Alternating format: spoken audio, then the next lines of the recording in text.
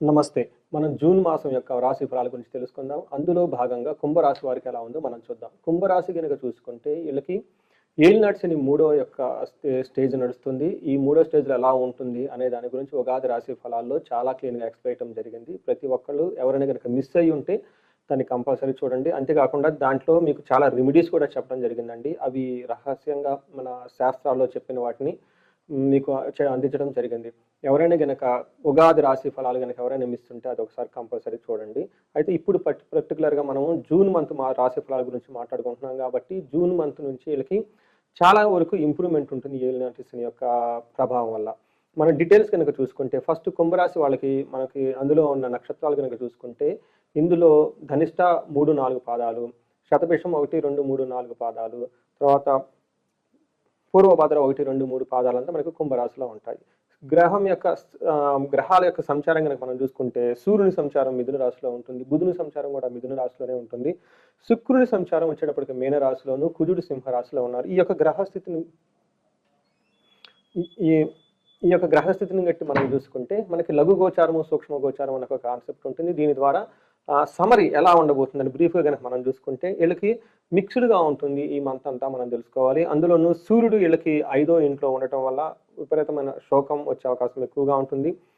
కుజుడు 7వ ఇంట్లో ఉండటం వల్ల అలసటగా శారీరకంగా ఉంటారు. 5వ ఇంట్లో బుధుడు ఉండటం వల్ల గొడవలు, భార్యతోటి పిల్లల గొడవల అవకాశం ఎక్కువగా ఉంటుంది. శుక్రుడు ఉండటం వల్ల ఓవరాల్గా అభివృద్ధి అయితే చక్కగా ఉంటుంది అనేది మనకి గ్రహం యొక్క సూక్ష్మ గోచారం ద్వారా, లఘు గోచారం ద్వారా మనం తెలుసుకోవచ్చు. వీళ్ళకి డీటెయిల్స్ కనుక చూసుకుంటే ఒక్కొక్క గ్రహం ఏ విధంగా వీళ్ళకి అనుకూలంగా ఉంది, ప్రతికూలంగా ఉంది మనం తెలుసుకుంటే, వీళ్ళకి 5వ ఇంట్లో సూర్యుడు ఉండటం వల్ల ఏమవుతుందంటే ఇది మిక్స్డ్ రిజల్ట్ అని మనకు చెప్తారు. ఏ ప్రకారంగా అంటే దేహలాస్యం, మనస్తాపం, సుహృత్వేషం, ధనవ్యయం, బుద్ధి చాంచల్యమాప్నోతి, పంచమే రవి సంయుతే అని మనకి మహర్షులు మనకి సంస్కృతంలో అందించడం జరిగింది. దీని ప్రకారం ఏంటంటే వీళ్ళకి దేహలాస్యం అంటే సోమర్తనంగా ఉండటం ఒకటి, హృదయంలో ఏదో ఒకటి కోల్పోతున్నట్టు ఫీలింగ్ ఉండటం, భార్య వలన, స్నేహితుల వలన ఇబ్బందులు, అంతేకాకుండా బుద్ధి చాంచల్యం ఆప్నోతి, వీళ్ళకి మనసు ఒక రకంగా ఉండదు, పరిపరాలుగా రకరకాలుగా ఆలోచనలు ఎక్కువ వస్తూ ఉంటాయి. టాప్ ఒక మాట మారుస్తూ డిఫరెంట్ ప్లానింగ్స్ ఉంటాయి. బట్ ఓవరాల్గా కనుక ఇది కనుక స్ట్రాటజీ చేసుకోవడానికి, హయ్యర్ లెవెల్ థింకింగ్ చేయడానికి, బ్రాడ్ విజన్గా పెట్టుకోవడానికి అంత అనుకూలమైన టైం అయితే కాదని మనం చెప్పుకోవాలి. అయితే వీళ్ళకి 11th హౌస్లో దృష్టి ఉండటం వల్ల గెయిన్ ఆఫ్ మనీ ప్రకారంగా ఫ్లో వీళ్ళకి చాలా బాగుంటుంది. మొత్తం నెక్స్ట్ వీళ్ళకి కుజుడు వీళ్ళకి అగైన్ మిక్స్డ్ రిజల్ట్ని ఇస్తున్నాడు. వీళ్ళకి 7వ ఇంట్లో కుజుడు ఉండటం, జన్మరాశి నుంచి క్లాక్ వైజ్ డైరెక్షన్లో మీ యొక్క జాతక చక్రంలో చూసుకుంటే 7వ ఇంట్లో కుజుడు ఉండటం వల్ల ఏమవుతుందంటేనండి అన్న వస్త్రాది రాహిత్యం సదా క్లేశ స్వబంధుభి కువార్త పుత్ర భాతృణం క్రోధ సప్తమగే కుజే అని మనకు చెప్తూ ఉంటారు. దీని ప్రకారం కనుక మనం చూసుకుంటే టయానికి ఫుడ్ తినకపోవటము, తర్వాత బంధువులతో ఎప్పుడు గొడవ, ఇబ్బంది కలిగించే మాటలు వినుట, కుమారులు సోదరులతో వివాహం జరిగే అవకాశం చాలా ఎక్కువగా ఉంది. అయితే కుజుడు 10th హౌస్లో దృష్టి ఉండటం వల్ల ప్రొఫెషన్ రిలేటెడ్ మ్యాటర్స్లో ప్రాఫిటబుల్గా ఉండేసి ప్రోగ్రెస్గా ఎక్కువగా ఉంటుంది.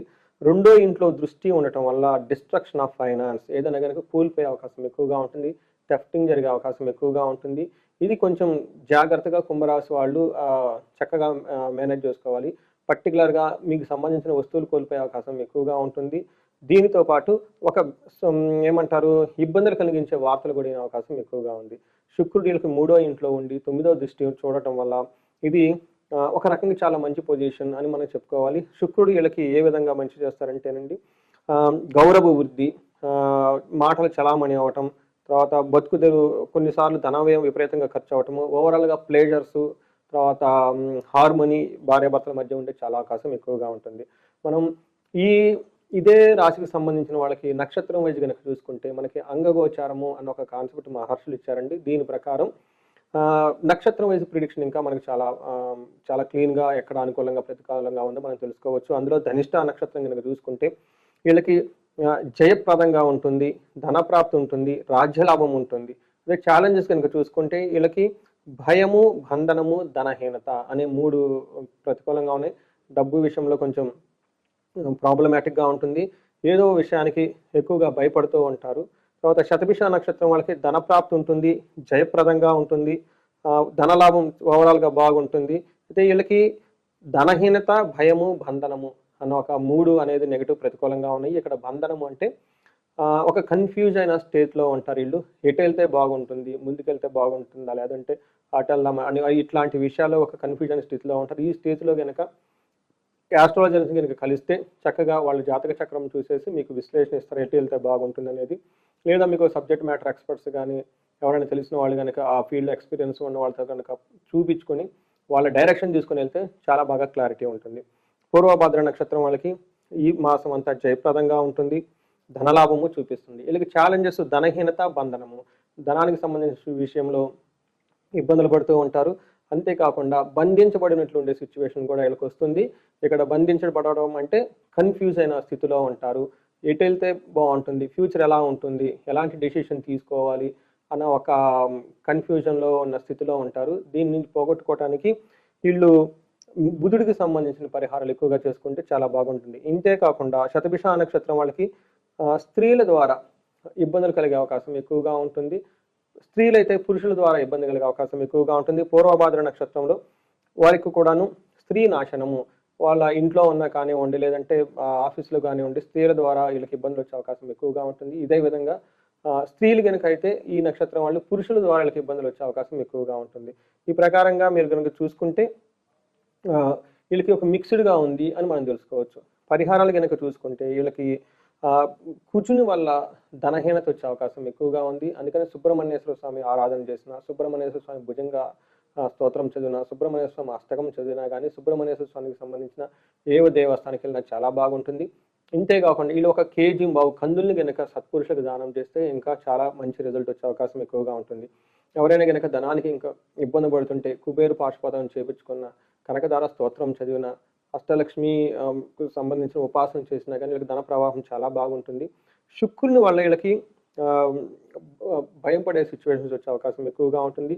వీళ్ళు లక్ష్మీనారాయణని కానివ్వండి, తర్వాత లక్ష్మీ వెంకటేశ్వర స్వామిని కానివ్వండి, తర్వాత ఇలా లక్ష్మీ విష్ణుమూర్తికి సంబంధించిన మంత్రాలు చదువుకున్నా కానివ్వండి, దేవాలయాలు విజిట్ చేసినా కానీ వీళ్ళకి బంధించబడిన ఉన్న సిచ్యువేషన్ నుంచి చాలా ఫ్రీ వచ్చే అవకాశం ఎక్కువగా ఉంటుంది. ధనలాభం కూడా చక్కగా కలుగుతుంది. అయితే వీటితో పాటు ఇక్కడ హైదరాబాద్లో కనుక ఎవరైనా కనుక ఉంటే సాఫ్ట్వేర్ వాళ్ళు కానివ్వండి, లేదంటే ఇప్పుడు ఇందాక మనం చెప్పించుకున్న పరిహారాల గురించి హైదరాబాద్ నుంచి ఒక 30 కిలోమీటర్ల దూరంలో బెంగళూరు నేషనల్ హైవేలో పెంజర్లా అని ఒక గ్రామం ఉంది. ఇక్కడ అనంత పద్మనాభ స్వామి స్వయంభూగా వెలుస్తున్నారు. ఇక్కడ ఎక్కడైతే మనం బంధించబడి ఉన్నామో ఈ బంధించి నుంచి అనంతానికి మనం ఒక అవకాశాలు ఇచ్చే అవకాశం కావాలి కాబట్టి ఇక్కడ మహాలక్ష్మి సమేత అనంత పద్మనాభ స్వామి ఉన్నారు. ఆ గుడిలో కొంచెం మీరు కనుక టైం స్పెండ్ చేస్తే మీకు చాలా పాజిటివ్ ఎనర్జీ వచ్చేసి మంచి క్లారిటీ మీ లైఫ్ గురించి వచ్చేస్తుంది. సో ఈ రాశి వాళ్ళందరూ మీకు అష్టైశ్వర్యాలు కలగాలని, భోగభాగ్యాలు కలగాలని చెప్పేసి కోరుకుంటున్నాను. నమస్తే.